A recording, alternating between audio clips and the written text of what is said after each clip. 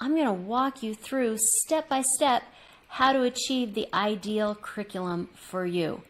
Remember, this is what I love to do, so you're in great hands with this. Welcome to Epic Mom Life. I am your host, Kara Peterson. This show is sponsored by The Possum's Tale, a unique book adventure for your 6 to 12-year-old child. Let's jump into today's show. From chaos to curriculum, how to organize your homeschool for maximum learning. We're going to do a step-by-step guide with a planner. Creating a homeschool curriculum for the year requires careful planning and consideration of your child's educational needs and your goals. With a proper plan and strategy, a yearly curriculum can be a rewarding experience for both the parents and the students. I'm going to walk you through step by step how to achieve the ideal curriculum for you. Remember, this is what I love to do. I'm a total geek about curriculum and planning and doing this, so you're in great hands with this. We're going to determine your child's educational goals by considering what on earth do you want your child to achieve academically during the upcoming year? Which subjects do you want your child to learn? Set specific goals for each subject area, keeping in mind your child's age, grade level, and any special interests or topics of focus that will be added. Number 2, do you want a cheat sheet for the grade level expectations for your child? So in number 1, I said you're going to figure out what you want them to learn, what your expectations are. Well, if that's too like freeballing it, and you're like, I'd kind of like to know in 3rd grade, what should they learn? What should they know? In math, for example, I'm not exactly sure where they should be. We're having a lot of fun with manipulatives, but I'm not quite sure how far or whatever. We're just going with whatever they're learning. But I kind of want to know a general idea. Each public school has to post online, usually by state, what the educational standards are for each grade level in each subject. Now, I think that the public schools are not really doing us a great job right now. Right now, they're kind of in a funk, and they have been for quite some time. Hopefully, they'll get out of this funk. But it is helpful to know what the expectation of learning is at each level. Because once you know, that's what they're striving for. They're striving for, in 3rd grade, for every child to know their multiplication tables, for example. That means that when they are a senior in high school, they're striving for this child to know this level. So it's really helpful to see what the expectations are. Now, your child may go way beyond that in some areas and may be struggling in different areas. That's fine, but you kind of have a ballpark. It does not mean you have to teach those things, but it does give you a baseline.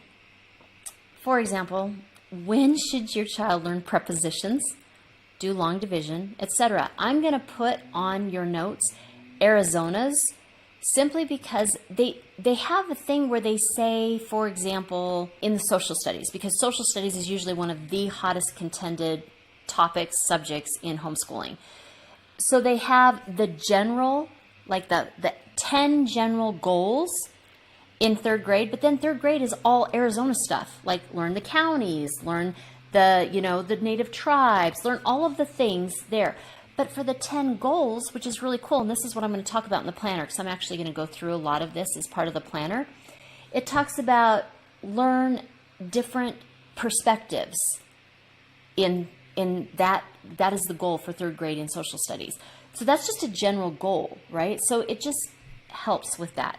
And that's if you're wanting that kind of cheat sheet. 3, choose a homeschooling approach. There are many ways to homeschool. I'm going to refer to that article in the notes as well. One is not better than the other. However, one may be much better for your child. For example, online learning is not usually the best method if you have a social kinesthetic kiddo. Consider your child's learning style and learning method preference. Then reflect on your educational philosophy. Homeschooling on your own, in your home, can be a lot of work. You are signing up to be your child's teacher, but you are also signing up to be your child's teacher. That's two-sided, right? It's like Two-Face in Batman. It's good and it's bad. I mean, it has its pros and cons. It may be that if your child does not learn well independently, if you're the one teacher, you have to do a lot more one-on-one instruction because your child is not going to do well with all of those online curriculum programs because they don't do well independently. That's definitely a style of learning. It may also be that a homeschool co-op may be ideal for you and your child. There's so many options out there. Look at all of them. Also, just so you know, homeschool co-ops can be found based on all kinds of beliefs. And what I'm talking about is secular and both non-secular. 4, select your curriculum. Once you know your child's learning style and preference, and you have reflected on your philosophy, then you should know what you want your child to learn. Now is when you get to start shopping for curricula. Explore lots of different options. I'm emphasizing not really heavily. I do not recommend going to Facebook and to the Homeschool Moms group and hearing what a lot of the moms are saying. Oh, my kids just loved this program. It was so great. The unit themes were just wonderful. We just thought it was so lovely. Clap, clap, clap, clap, clap. And you're like, cool, we're going to buy that one. Each child is different. Look at several different materials for each subject grade level.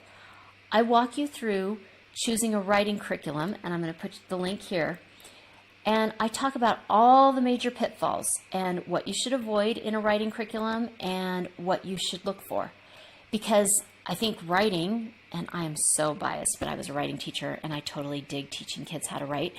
But writing is one of those things that when you're looking at the curricula, they actually aren't teaching the kids how to write. So a lot of parents, they don't know this. They aren't writing teachers. They're like, oh, this is such a great writing program.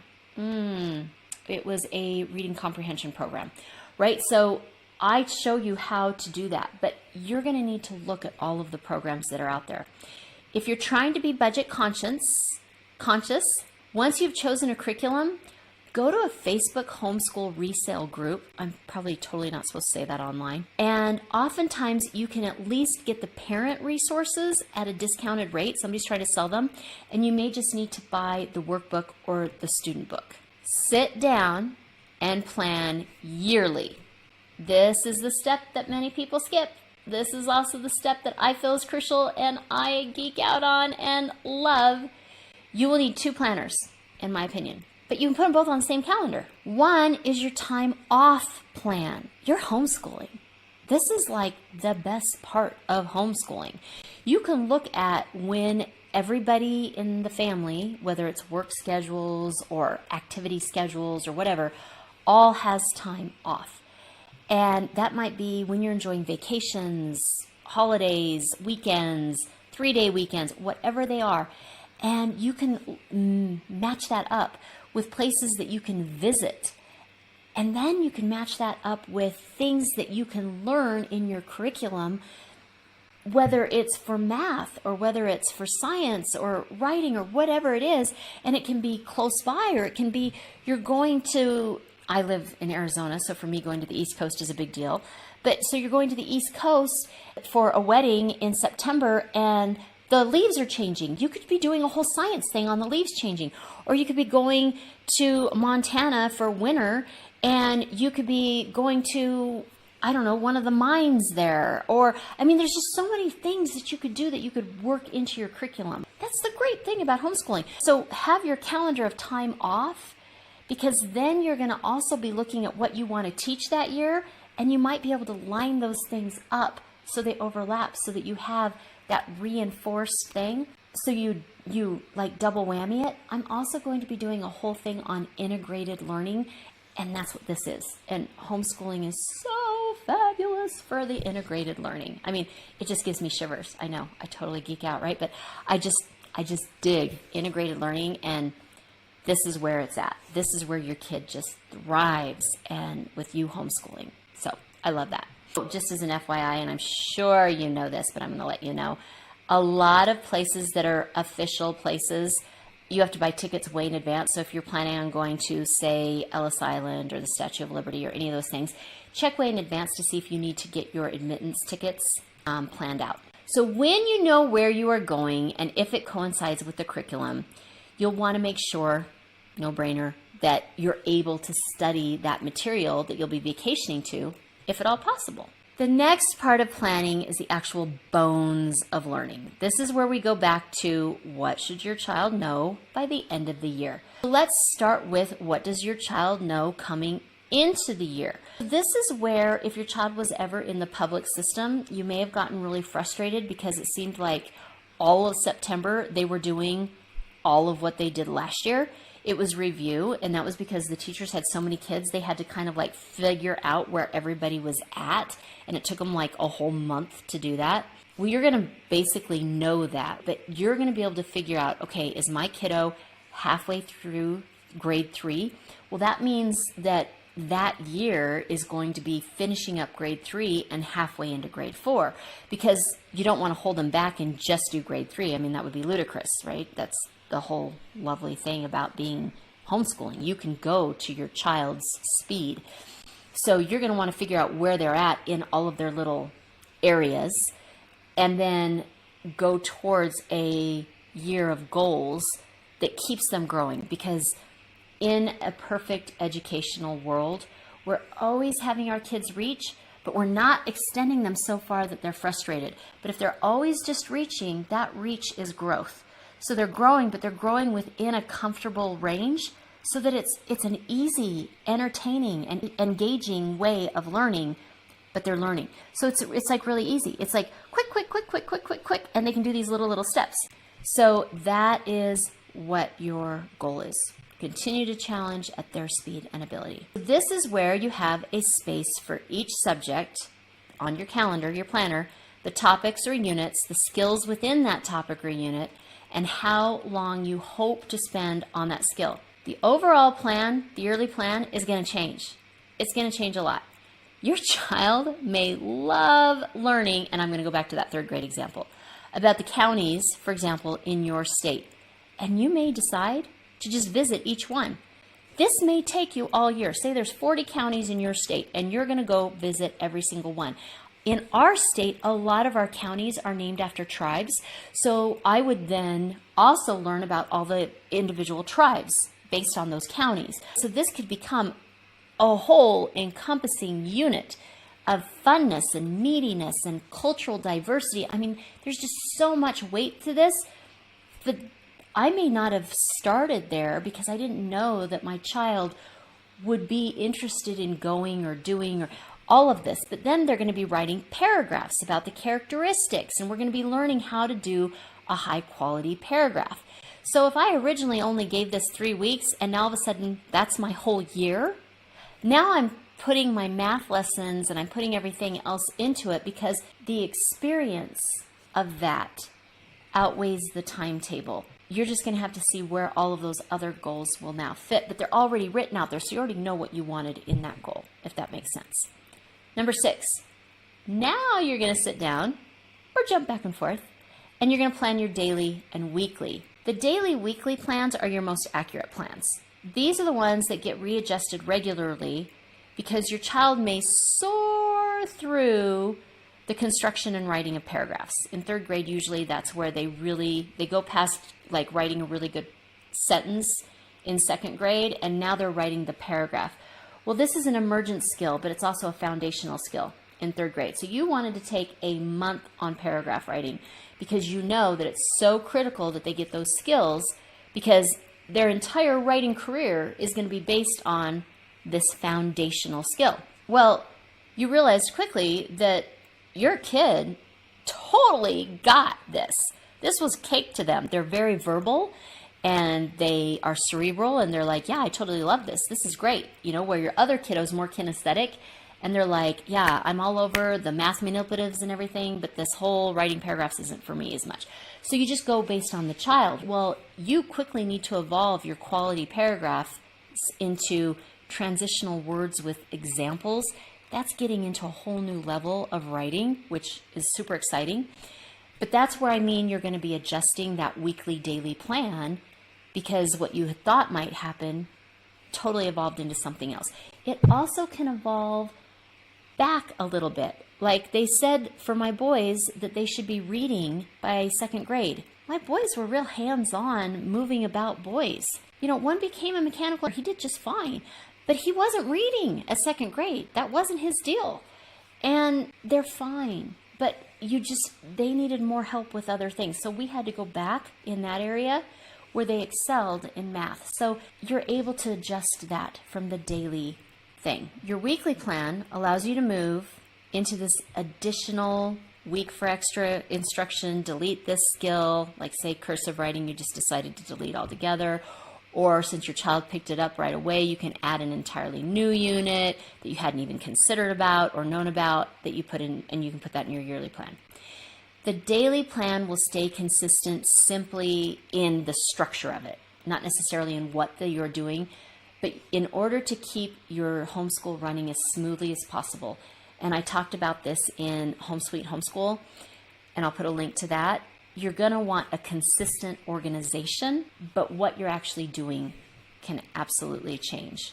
So content isn't as important, but the time allocated is important. Your child will thrive on that consistency. I talked about in Home Sweet Home, and I love this idea, the way I would do the structure. So I would do the core classes in the morning, I would have the break times, and then I would do the 2-hour creation time. And I talk all about that, but I love just calling it 2-hour creation time. I also want to just touch on, because I love this idea for homeschoolers, and I think it can fit into any curriculum, and I'm going to actually do a whole blog on the Parks Pass book.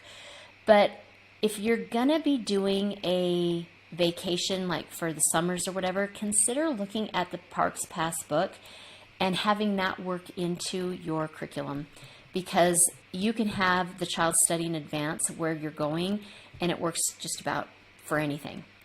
7, track your progress. Grades, yuck. What do they really mean? I know.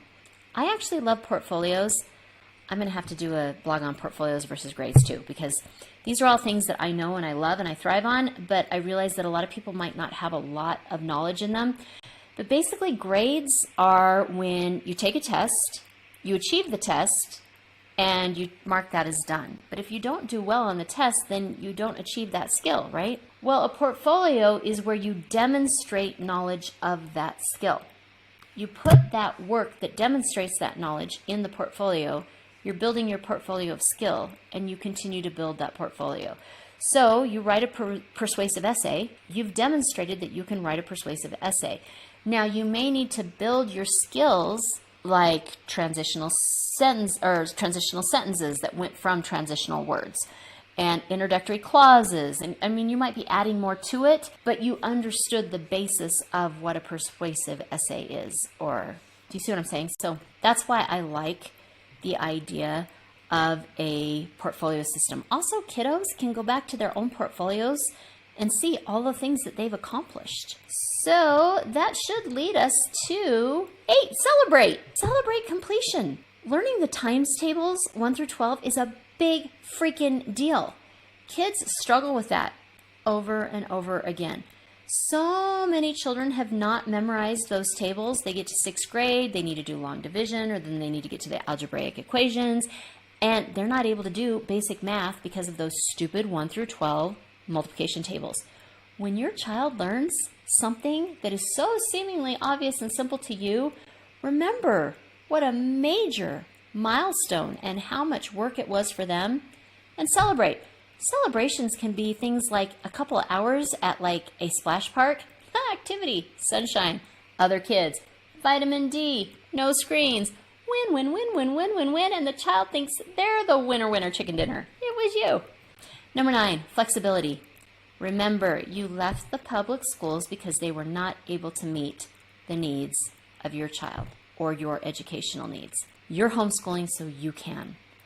Finding the right recipe is not always easy. The great news is no one loves your child like you, and no one cares about your child's success like you do. By showing your child that you can adapt and find different ways to meet their needs, you're showing them that you are flexible. Flexibility is a really valuable life skill. So teaching them flexibility is great. Number 10, get help. I don't care how many posts you read online that tell you homeschooling is super easy and super fun. It isn't always sunshine, and you won't always be farting rainbows. Sometimes your kids have no desire to listen to you. Sometimes your oldest hates your youngest and they continue to fight in the classroom.